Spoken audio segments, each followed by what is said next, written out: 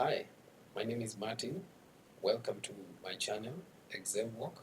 Today I'm going to show you how to make your first pivot table, things you ought not to do, and how to refresh your pivot table. So sit back, relax, and enjoy.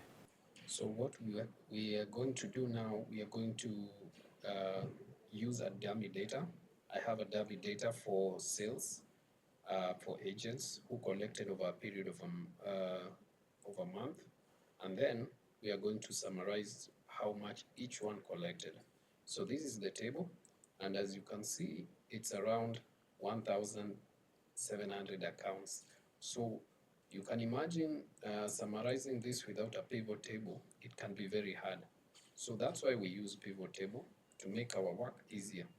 So I'm just going to proceed to making this pivot table.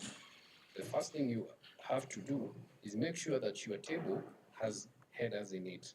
Pivot table won't work without these headers. I'm going to show you why. Because pivot table relies on the headers of each. So if you had no name here, and then you came here and then you inserted pivot table, it's going to refuse because it's not going to accept a headless column. So you have to make sure that your table has a header. Okay, so now I'm just going to press pivot table, and as you can see, this pop-up automatically appears. So this pop-up actually helps you to define where you want your pivot table to appear. So as you can see, this first selection is just the pivot table, this whole area. So I'm not going to change that. So what I wanted you to see is this other section where you choose where you want the pivot table to be placed. So it gives you two options, that is new worksheet or existing worksheet. If we go ahead and press OK just the way it is, it's going to create a new sheet, maybe sheet 2. But since we do not want to create another sheet, I just want to create it to appear here. So the optimal option would be to choose Excel worksheet. And once you choose the Excel worksheet, this field becomes activated. This field makes sure that your work is easier because now you're able just to select here where you want the pivot table to appear. So I'm just going to press here. You can even drag, but I'm just going to press once, and as you can see, it has automatically placed that selected area. So I'm just going to go ahead and press OK. Now this is how a pivot table ought to look. If yours has brought you this pop-up, that means you're doing something right. So, and as you can see on the right side, now it shows you the pivot table fields. Now, like I had said earlier in the beginning, pivot table relies on the headers of your table. Without the headers, it cannot make a table. So pivot table, once it takes your data, it converts these headers into fields. So these are fields. So we have account number, field amount, date paid, and sales agent. And what it does is it can manipulate your data according to the fields that are there present.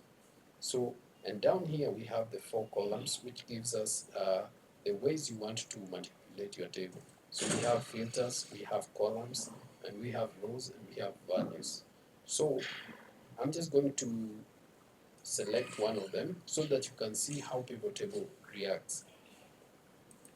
Now, after pressing sales agent, pivot table automatically identifies the data type that you have selected and puts it in relation to the best match that it can find there.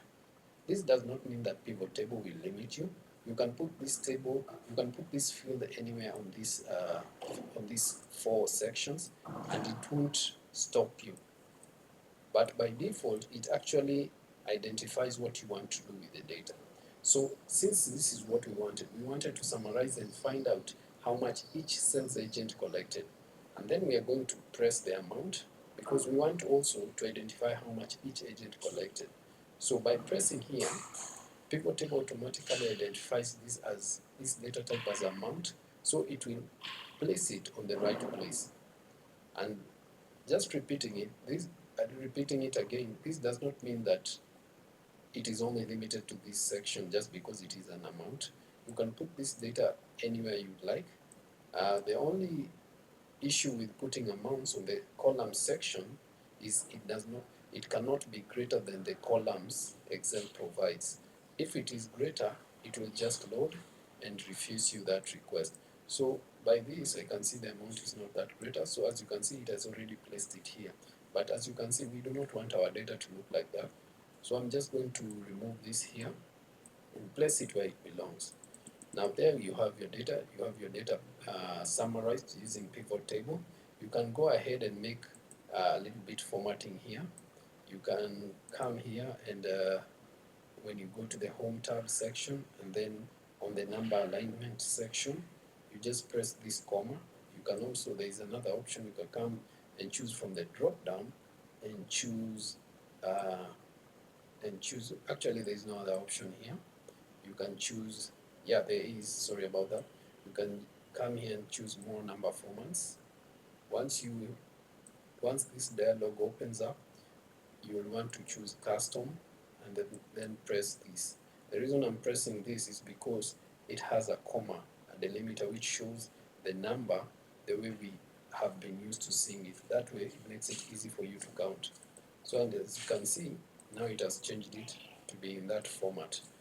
And once I press here, it has changed it automatically. What happens if I refresh? It maintains the same formatting. So this is the way to create a pivot table. Hope you learned something new. If you would like to rename your table, you can do so by clicking here and then writing something and then also writing here. Now, the funny thing about pivot table is that it actually allows you to change the header, but it does not allow you to change anything down here. Why does it do this? Because this data is actually a representation of your whole data. What actually can change is the header because it has already given these headers their unique names, which are here from these 4 sections. So actually, in reality, pivot table does not allow you to change the data as it is. The only way you can change your data after it has been summarized is to kill the formula. And what I mean by that is selecting your whole pivot table and then pressing copy and then pasting it as 1, 2, 3. This option is called paste values. So you want to come here and choose paste values. Now as you can see, it has removed the pivot. There is no longer a pop-up that appears on the right side of the screen. So now it shows you as demi data, which is the same as this. But now it has been summarized. What happens if you wanted to keep the formatting of the pivot? So if you wanted to keep the formatting, you can right click here and then on this pasting section, just come and look for formatting. But since we have already removed the pivot table as it is, it has no, what's the word? It has no source to identify its formatting. So I'm just going to undo what I did and then give you an example of how you can achieve the same look uh, by moving it somewhere else. So you're just going to copy and then I'm going to just paste it here. You can paste it using the right click option, but I'm just going to choose the normal ways because I do not want to assume. And then once you've copied it like that, you realize that the formatting has changed. No problem. Now you just come here and select the formatting option. So now it has retained the same look, but it's not a pivot table. You can see the difference. When I click here, the pop-up disappears. When I click here, the pop-up re-emerges. So this way, you can be able to change anything here without worrying about how your data is going to be represented. And then, while this pivot table is still active here, you have the option of changing anything here. So long as you do not add anything down, like let's say you come here at the bottom and then you add more data here, pivot table won't be able to recognize that data that you have inserted there because pivot table actually took only this selection. It only took this selection up to here, and that is up to 1728. And how do I know this? This is because when you come here and head over here to the change data source, to the analyze tab, and then you press change data source, you realize that this is the range it has taken. That is sheet 1 to 1728. So if you wanted your table to be automatic, maybe your pivot table to be automatically adding, the easiest way to do this is to change this table into a smart table. So the way you do that is come here over the insert tab and then you press table. That way you're going to create a table which, and by clicking my table has headers, make sure to leave this check open just like that. Then when I press OK, now it has turned my table into a smart table. So if I were to add something down here, like let's say like that, and then add here some amount, and then add here maybe a future date, and then add here maybe a different name so that we can see it appearing on the other side. So I'm just going to put my name here. So what happens now, you realize that it has not appeared here on the pivot table. The reason being is because the data is actually referencing this smart table, but the only way to identify to make it happen is to right click here and press refresh. Now the moment I press this refresh, you're going to see the changes. So right now we only have 5 agents and we have just added one more. So the only way to see it happen is by clicking refresh. So when I click refresh, there it is. It has added uh, my name there and the amount. And then it has automatically summed up all of it again. If I were to do this without inserting this smart table, this pivot wouldn't have changed. So that's it for today. Hope you enjoyed the walkthrough. If you have any questions, you can leave them in the comment section.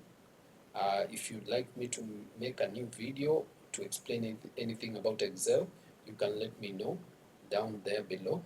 And if you like this video, you can leave a like. And if you'd like to get more future updates, you can subscribe. That way, I'll be able to keep posting and you'll be able to be getting the notifications. Until I see you again, cheers.